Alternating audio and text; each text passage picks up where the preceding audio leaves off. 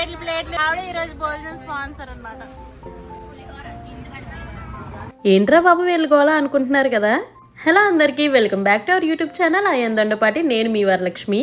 ఆగస్టులో వచ్చిన long weekend గురించి అందరికీ తెలుసు కదా. 15, 16, 17 ఒక నెల ముందే అనుకున్నాము ఈ లాంగ్ వీకెండ్ లో కజిన్స్ అందరూ కూడా కలిసి ఒక డివోషనల్ ట్రిప్ లాగా అరుణాచలం వెళ్దామని.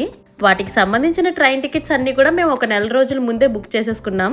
ఒక్క విషయం మాత్రం కామన్ గా ఉండేది ఏంటంటే, అది ఆంధ్ర అయినా అమెరికా అయినా కూడా ఒక 3 రోజులకు మించి ప్రయాణాలు ఏవైనా పెట్టుకున్నాం అనుకోండి, ఖచ్చితంగా ఇంటి నుంచి ఫుడ్ పార్సెల్స్ అయితే తీసుకెళ్తూ ఉంటాం.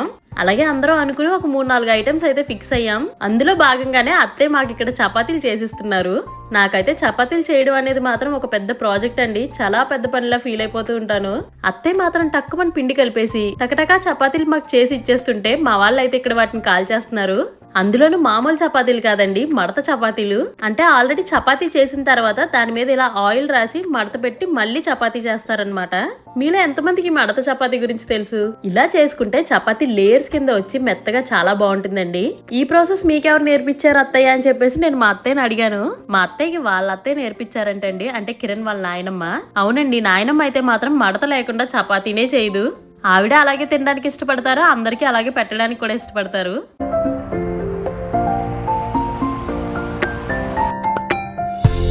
చపాతీలు అయితే చేసేసుకున్నాం. మరి దానికి సైడ్ డిష్ గా ఏదో ఒకటి ఉండాలి కాబట్టి ఇక్కడ ఉల్లికారం అయితే చేస్తున్నారు. మా వాళ్ళందరికీ కూడా ఈ ఉల్లికారం చాలా ఫేవరెట్ అండి. అందరూ కొంచెం కారం ఎక్కువగానే తింటారు కాబట్టి ఎండుమిర్చి ఎక్కువగానే వేసుకున్నాం.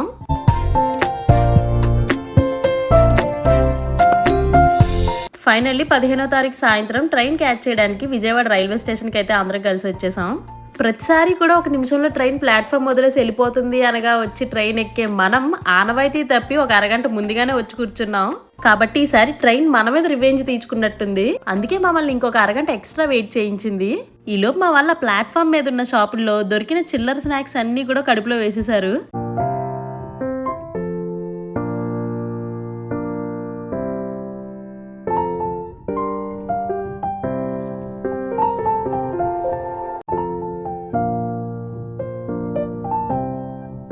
మేము వచ్చిన పావుగంటకి మా ఆడపడుచు వాళ్ళు వచ్చారు. ఇక్కడ మా మౌని అయితే అందరికి ఫ్లవర్స్ తీసుకొచ్చి ఇచ్చింది.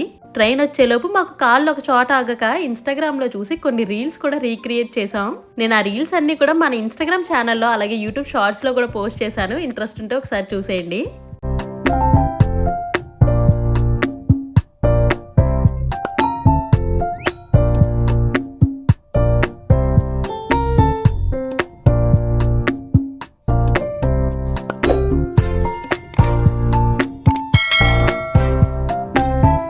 ట్రైన్ ఎక్కిన తర్వాత అప్పటికే డిన్నర్ టైం కూడా అయిపోయింది కాబట్టి, అందులోనే చిన్నపిల్లలు కూడా ఉన్నారు, వాళ్ళకు కూడా ఫుడ్ పెట్టాలి కాబట్టి ట్రైన్ ఎక్కిన వెంటనే ఇంకా ఫుడ్ తినడం అయితే స్టార్ట్ చేసేసాం.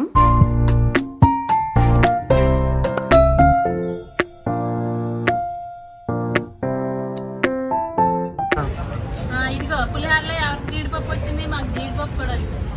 జీడిపప్పు వచ్చేంత పులిహోర ఉందా ఇక్కడ? మేము చపాతీలు చేసామని చూపించాం కదా, ఇక్కడ మా ఆడపడిచి అయితే చింతపండు పులిహోర చేసి తీసుకొచ్చింది. పులిహోరలోకి కాంబినేషన్ గా మా వాళ్ళందరికీ కూడా ఫేవరెట్ పప్పుల పొడి కూడా చేసి తీసుకొచ్చారు.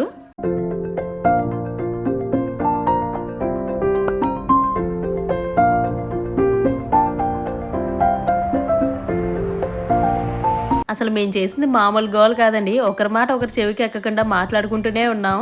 మధ్యలో మా మౌనికి బోర్ కొట్టిందని కాసేపు హౌసీ కూడా ఆడుకున్నాం.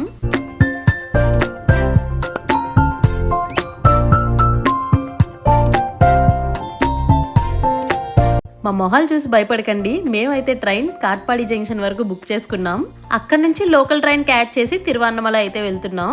వెళ్ళేసరికి 9:10 అయిపోతుంది. మళ్ళీ బ్రేక్ఫాస్ట్ అక్కడికి వెళ్ళాక చెయ్యాలంటే లేట్ అయిపోతుంది కదా అని ఇక్కడ కాట్పాడి జంక్షన్ లోనే అందరూ ఫ్రెష్ అయిపోయాం.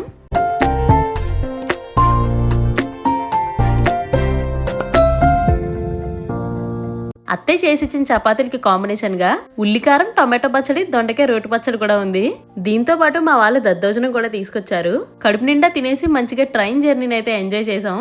రూమ్ కి వెళ్ళిన తర్వాత మళ్ళీ టైం కుదురుతుందో లేదో అని ట్రైన్ లోనే నెయిల్ పాలిష్ కార్యక్రమాలు అయితే పెట్టేసుకున్నాం.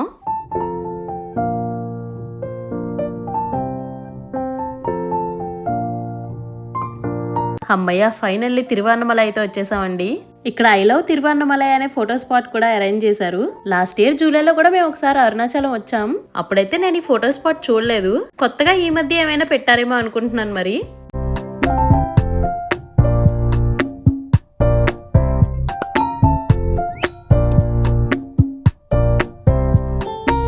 మొత్తానికి అరుణాచలంలో అడుగు పెట్టేశాం. రూమ్స్ కూడా మేము ఆల్రెడీ అడ్వాన్స్ ఇచ్చి 1 month బ్యాకే బుక్ చేసుకున్నాం. స్టేషన్ నుంచి మేము బుక్ చేసుకున్న రూమ్ కి ఒక 2 kilometerల డిస్టెన్స్ ఉంటుందండి. ఇంకా అక్కడ నుంచి లగేజ్ తీసుకుని రూమ్ కి అయితే స్టార్ట్ అయిపోయాం. మాకు అక్కడికి వెళ్ళిన తర్వాత తెలిసిన ఇంకొక విషయం ఏంటంటే తమిళనాడు పొలిటికల్ పార్టీకి సంబంధించిన ఒకరి పొలిటికల్ మీటింగ్ అయితే అదే రోజు ఈవినింగ్ ఉందని. మేము రూమ్ కి అయితే నడుచుకుంటూ వెళ్ళాం. నడిచే దారి మొత్తం కూడా పొలిటికల్ బ్యానర్స్ తో నిండిపోయింది రోడ్ అంతా. ఆయన పేరేంటో ఇదే పొలిటికల్ పార్టీ మీకు తెలిస్తే కమెంట్ చేసేయండి. ఎక్కువ మంది ఉన్నాం కాబట్టి ఒక సింగిల్ బెడ్రూమ్ అలాగే ఇంకొకటి డబుల్ బెడ్రూమ్ కూడా తీసుకున్నాం. ఫైనల్లీ ఒక 10 నిమిషాలు నడిచిన తర్వాత రూమ్ దగ్గరికి అయితే వచ్చేసాం. అసలే లాంగ్ వీకెండ్ కాబట్టి ఆ శివయ్య దర్శనానికి మాకు ఎంత టైం పట్టింది ఏంటి ఈ ఫుల్ డీటెయిల్స్ అన్ని కూడా నేను నెక్స్ట్ వీడియోలో పోస్ట్ చేస్తాను. ఈలోపు ఈ వీడియోని ఒక లైక్ చేసేయండి. అలాగే సబ్స్క్రైబ్ చేసుకోవడం మర్చిపోకండి.